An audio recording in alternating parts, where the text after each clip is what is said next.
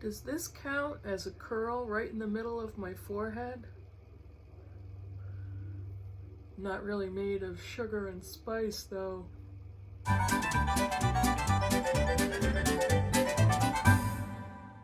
BookTube, it's Kim at K Becker's Books, and this is just a general bookish video, as my title implies. I just wanted to talk about some bookish stuff, and yes, I have a small book haul.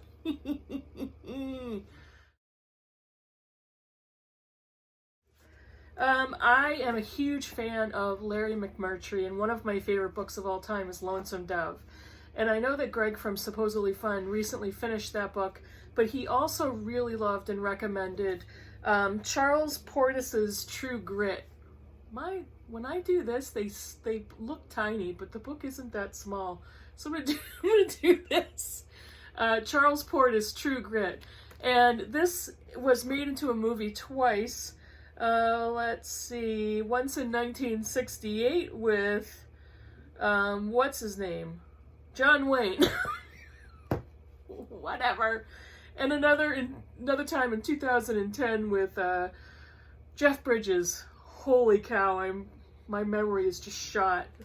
Getting old sucks. It really does. Okay, what is True Grit about? True Grit tells the story of Maddie Ross, who is a young girl. She's 14 when Tom Chaney shoots her father dead in Fort Smith, Arkansas, and robs him of his life, his horse, and $150. So she finds and teams up with One-Eyed Rooster Cogburn, who is the meanest available U.S. Marshal, by her side, and she's basically out for blood. She's going to avenge her father's death. And this is kind of a, here we go again. This is a classic Western. I can't wait to read it. I'm really looking forward to this, simply based on Greg's review. The next two books are by the same author. This is So Big from Edna Ferber. And Edna Ferber, this book won the Pulitzer Prize. Now, Edna Ferber copyrighted this book in 1924 was the first copyright. 1951, 52, 82, and 83 by Edna Ferber. She wrote So Big, and it's the story of one woman's struggle to stay afloat. It's set in Chicago at the turn of the century, and it tells the story of Selena Peake, who was orphaned at 19 after her father is shot and killed, coming out of a gambling house. And she's resolved to do something with her life, redeem herself after that event. She gets a job as a school teacher and falls in love with a very kind but struggling farmer. And she gives birth to a son named Dirk, who they nickname So Big. And I'm wondering what kind of childbirth was that? How big was this baby? And it says she finds herself unexpectedly widowed, where she takes reins of the farm, defying convention and all those around her, and she's trying to give her son Dirk the opportunities. So I am really looking forward to reading Edna Ferber, and I'm bringing another one of her books for display as well. But I read and see a theme of early feminism here, so yeah. The next one is another famous book. This is Giant by Edna Ferber, and this was the famous movie with James Dean. This is Jordan Bick Benedict arrives at the family home of sharp-witted but genteel Virginia socialite Leslie Linton to purchase a racehorse. And the two are instantly drawn to each other, and fall in love. And she finds it much easier to fall in love with a Texan than to fall in love with Texas. It's too hot. She doesn't like it. She goes to work. She lives on a ranch, and she notices the disturbing inequity between runaway riches and poverty, and the racism suffered by the Mexican workers on the ranch. So much there to read about, so much commentary of feminism and racism. And again, Edna Ferber was an early genius, and this one was first published in 1952. So again, another good one. This one is Midnight Blue by Simone van der Vloot, who is a Dutch novelist, and this is her first novel to be published in the U.S. This is set in Amsterdam in 1654 against the backdrop of Holland's Golden Age, and it is the dangerous secret threatens to destroy a young widow's new life. The basic premise is, what is her name? Katrin. She's a 25-year-old Katrin, leaves her small village and takes a job as a housekeeper to the successful Van Newland merchant family. Come to find out, Mrs. Newland takes very expensive painting lessons from Rembrandt, and Catelyn actually displays some artistic talent. She goes on to paint pottery. She makes her living painting pottery, which becomes a rival to Chinese pottery, blue and white pottery, and she ends up creating the Delft blue designs. I absolutely love that design and that painting style in blue and white, so I was instantly drawn to the cover because I love blue and white.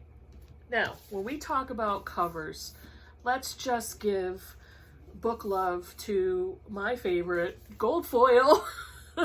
This is again another gorgeous book that I just received. There's gold foil. Look at the back. I haven't even told you the title yet. This is The Forest of Enchantments by Chitra Banerjee Divakaruni. I hope I pronounced that correctly. I'm going to read a little bit out of the blurb of this one because I can't possibly remember. The Ramayana, one of the world's greatest epics, is also a tragic love story. In this brilliant retelling, Chitra Banerjee Divakaruni places Sita at the center of the novel. This is Sita's version. The Forest of Enchantments is also a very human story of some of the other women in the epic, often misunderstood and relegated to the margins. I'm having a hard time with the pronunciation. Kaikeyi, Surpanaka, and Mandodari. I butchered those, and I'm sorry. A powerful comment on duty, betrayal, infidelity, and honor is also about women's struggle to retain autonomy in a world that privileges men. Yep, all over this, all in for this one. Gorgeous book, love it. The next one is a sequel. This is Catherine Arden's The Girl in the Tower, which is the sequel to The Bear and the Nightingale. And I think there's a third book in this. This, I think, is a trilogy. Can't give you much of a description because it's the second book in a series.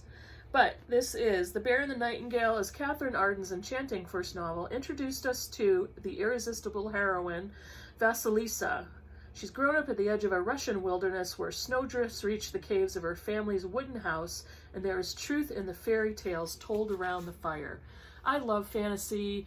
I'm not really excited about fairy tales. I mean, when I was younger and when I was a kid, yeah, but I do love a good fantasy, so I got this one second after The Bear and the Nightingale. Those are the only ones I hauled. It's a small one. Thank goodness. I'm running out of money. I am starting a buddy read today. It's Sunday today when I'm filming this, and I'm starting a buddy read with Gemma from Read a Book Gem on Maggie O'Farrell's Hamnet. This is one of my prettiest books, and I did that in the mid-year book freakout tag. Again, with the friggin' gold foil. I'm such a sucker. The end papers. And I didn't show you this, but on the Bear hardback, look at that. It's rare that I find a hardback with that type of art and foil on the Bear part of the book. Oh, geez, I'm so ridiculous with this. But yeah, we're starting this buddy read today, and I'm really looking forward to this. I'm not even going to describe what this is about. It's been everywhere. So, yeah. Can't wait.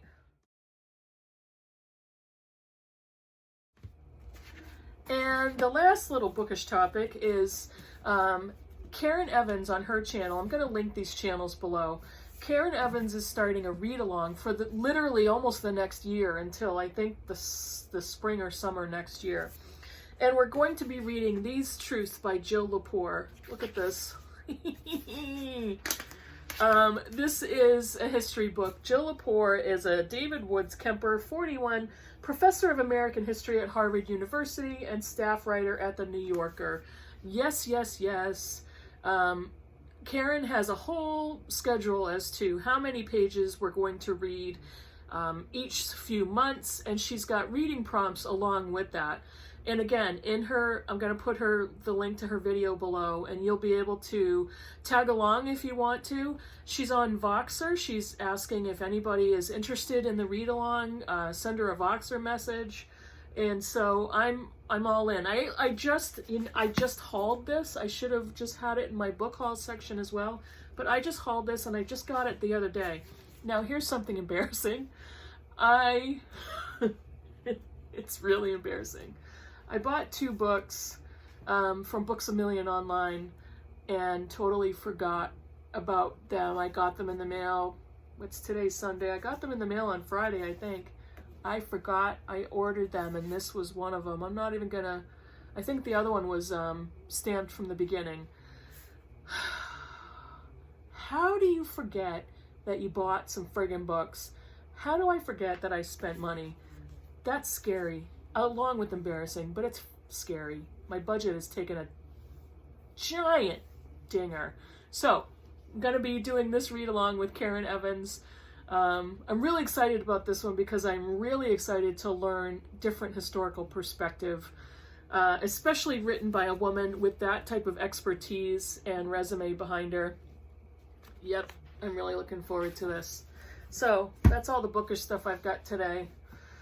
Yeah, that's all I got. Just wanted to film another video, and I'm gonna be totally transparent and embarrass the shit out of myself, but when I film a video, I almost never wear makeup except in my videos, and all I wear is like eyeliner and a little mascara. So when I've got makeup on, I have to literally take advantage of how many videos can I film? And I don't even know why I told you that. Now you know. This was fun. Write a comment below. Don't comment on my makeup. Whatever. I'll see you in the next video. Thanks for watching. Bye, BookTube.